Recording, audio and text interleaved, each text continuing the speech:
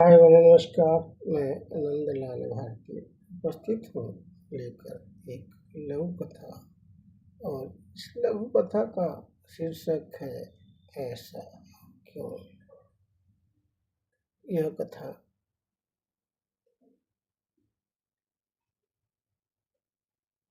सामाजिक दूरी, जाति दूरी की द्योतक है, जो दफ्तरों में भी बड़ी ईमानदारी से निभाया जाता है। तो आइए सुनते हैं यह कथा, जो इसी दूरी को इंगित करती है। तो हाजिर है लघु कथा ऐसा क्यों।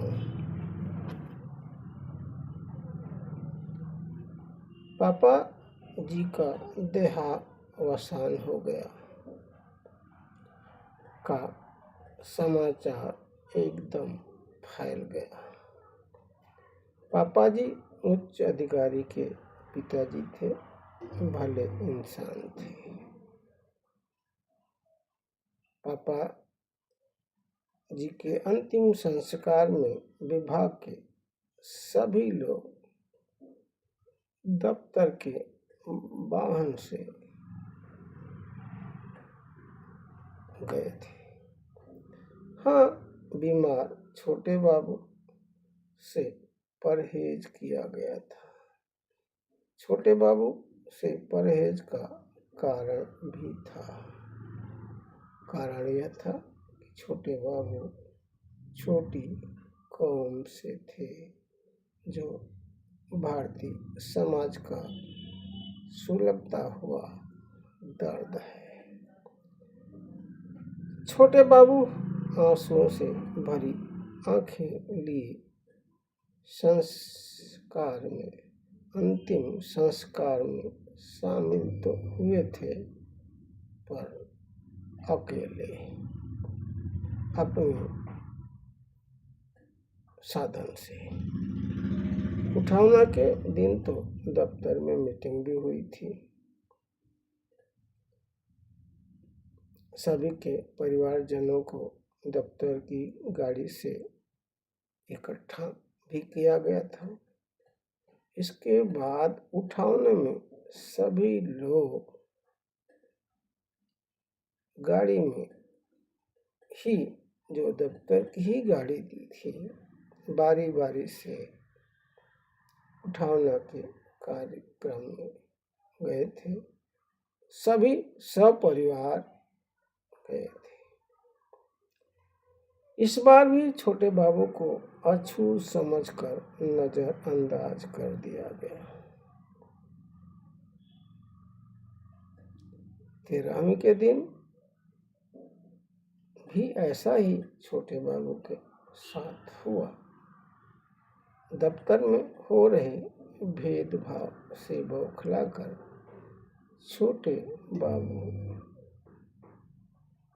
के मुंह से निकल पड़ा, मेरे साथ ऐसा क्यों।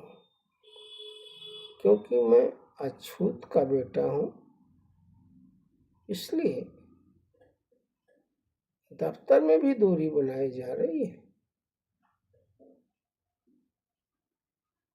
मुझसे इसलिए दूरी बनाई गई कि दिवंगत आत्मा अछूत न हो जाए। यह सुनकर दफ्तर के छोटे बड़े सभी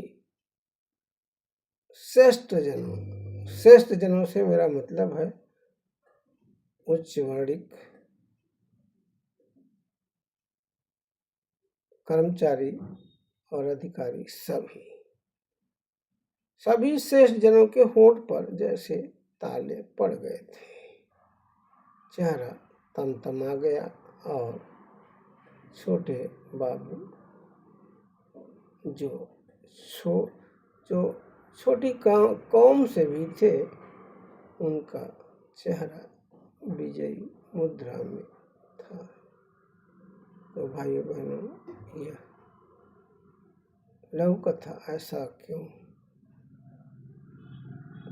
आपको कैसी लगी?